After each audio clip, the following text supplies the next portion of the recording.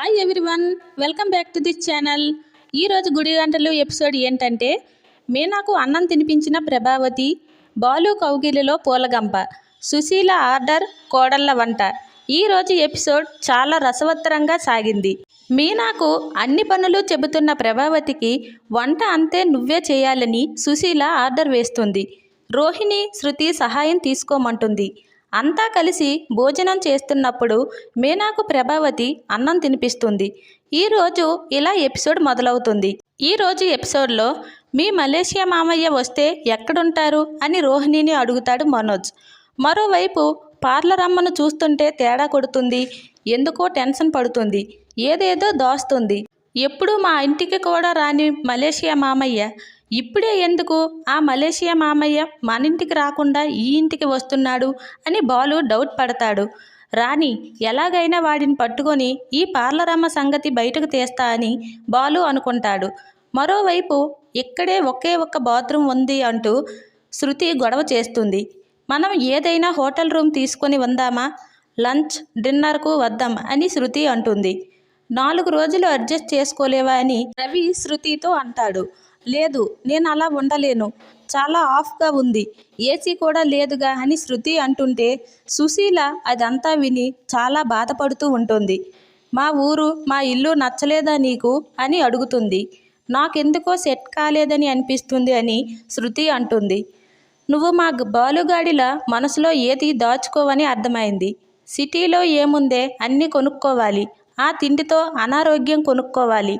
ఇక్కడ గాలి స్వచ్ఛంగా ఉంటుంది, తిండి కూడా స్వచ్ఛంగా ఉంటుందని పల్లెటూరు యొక్క గొప్పతనం గురించి చాలా గొప్పగా చెబుతుంది సుశీల. ఇంతలో మీనా అదంతా చూసి అక్కడికి వచ్చి శృతితో నేను మాట్లాడతాను అని అంటుంది. అందరూ వచ్చారనే సంబరం లేకుండా పోతుందేమో అని నాకు భయంగా ఉంది అని సుశీల బాధపడుతూ వెళ్ళిపోతుంది. చూసావా శృతి, నువ్వు ఉండలేనందుకు అమ్మమ్మ ఎంత బాధపడుతుందో చూడు, కొద్ది రోజులు అడ్జస్ట్ చేసుకో అని మీనా శృతితో అంటుంది. సరే, ఏదోలో అడ్జస్ట్ అవుతానులే, గ్రానీని బాధ పెట్టేలా ఏది చేయను అని శృతి అంటుంది. పైకి మొండిదానిలా కనిపిస్తావు కానీ నువ్వు చాలా మంచిదానివి, మా ఆయనలా అని మీనా అంటుంది. నేను మంచిదాన్నే కానీ మీ ఆయనలా కాదని శృతి అంటుంది. దాంతో నవ్వుతూ మీనా వెళ్ళిపోతుంది. చూడు రవి, నేను ఎవరిని బాధ పెట్టను, కానీ ఇరిటేటింగ్గా ఉంటే మాత్రం ఎవరికి చెప్పకుండా వెళ్ళిపోతాను అని శృతి రవితో అంటుంది. మరోవైపు మీనా బట్టలు సర్దుకుంటూ ఉంటే వెనుక నుంచి వచ్చి బాలు ఆగి మీనాను చూస్తూ ఉండిపోతాడు. వెనుక నుంచి మీనాను పట్టుకుంటాడు. నడుం మీద నుంచి చేతులు వేస్తాడు. రాత్రి ఇక్కడే పడుకోవాలిగా, వాస్తు చూస్తున్నాను, విరహం అని రొమాంటిక్గా మాట్లాడుతుంటాడు బాలు. అబ్బో, ఇదంతా మార్పే అని మీనా అంటే పెళ్ళాం ప్రేమను అర్థం చేసుకుంటే ఏ మొగుడు అయినా మారుతాడు అని బాలు అంటాడు. అవునా, మరి ఉన్నట్టుండి కయ్యమని లేస్తారు అని బాలు కౌగిలిలో ఉన్న మీనా అంటుంది. పూలకంప విషయంలో అలా జరగదులే. అవును, నా పూల కొట్టు ఓనర్, మనకు ఏకాంతం కావాలనే షీలా డార్లింగ్ మనకి రూమ్ ఇచ్చిందని బాలు అంటాడు. మరి అమ్మమ్మ ఎక్కడ పడుకుంటుంది అని మీనా అంటుంది. ఇంతలో వచ్చిన సుశీల, అరే ఈ గది మీ ఇద్దరికీ కాదు, మా ఇద్దరికి, ఈ గదిలో నేను మీనా పడుకుంటాం, నీకు వేరే ఏర్పాట్లు చేశాను, ఆరు బయట చందమామను చూస్తూ పడుకో అని సుశీల అంటుంది. పెళ్ళాం గదిలో పడుకుంటే మొగుడు ఇంకెక్కడో పడుకుంటాడా అని బాలు విసుగ్గా అంటాడు. నువ్వు పడుకుంటావు కదరా, ఇది వరకు ఇంటికి వస్తే మీనాతో గదిలో పడుకోరా అని ఎంత బలవంతం చేసినా బయటే పడుకున్నావుగా అని సుశీల అంటుంది. అప్పుడు వేరు ఇప్పుడు వేరు అని బాలు అంటాడు. నీకు ఈ గదిలో చోటు లేదు, ఆ 4 రోజులు నీకు ఆరు బయటే పడక గది అని సుశీల అని ఇద్దరిని విడగొడుతుంది. దుర్మార్గుల్లారా, మొగుడు పెళ్ళాల మధ్య దూరడం మహాపాపం అని బాలు అంటాడు. ముందు బయటకు నడు అని బాలును గెంటేసినట్లు మాట్లాడుతుంది సుశీల. ఇక మలేషియా గురించి ప్రభావతి గొప్పలు చెప్పుకుంటుంది. దాంతో చేసేదేం లేక బాలు వెళ్ళిపోతాడు. జాలి లేకుండా అలా బయటకు పంపించారేంటి అని మీనా అడుగుతుంది సుశీలమ్మను.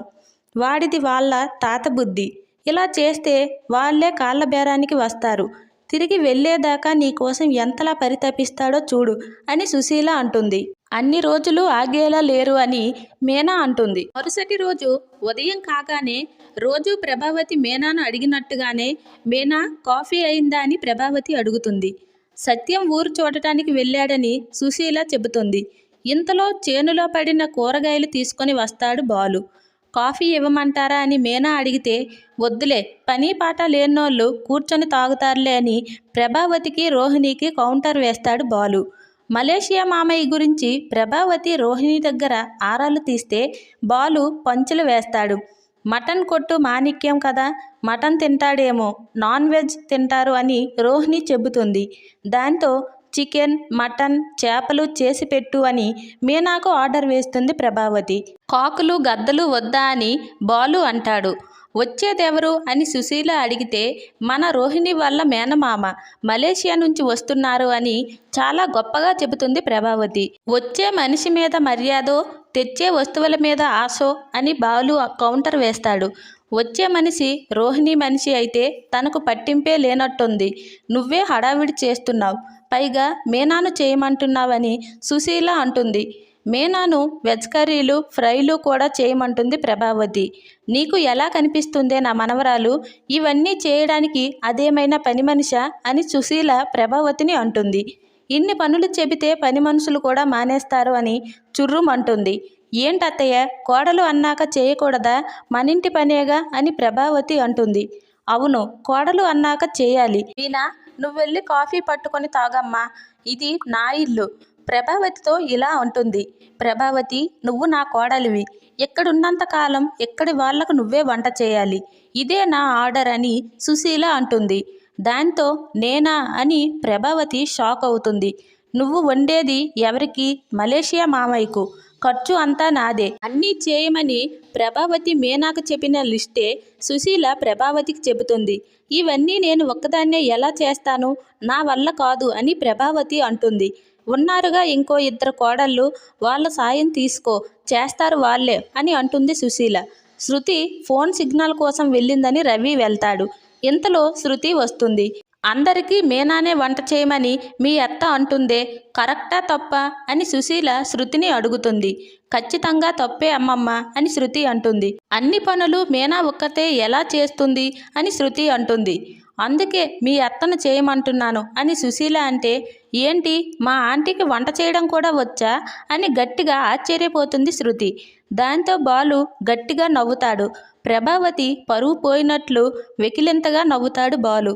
అంటే నేను ఆంటీ వంట చేయడం ఎప్పుడూ చూడలేదు అని శృతి అంటే, అందుకే మీనాను రెస్ట్ తీసుకోమన్నాను అని సుశీల అంటుంది.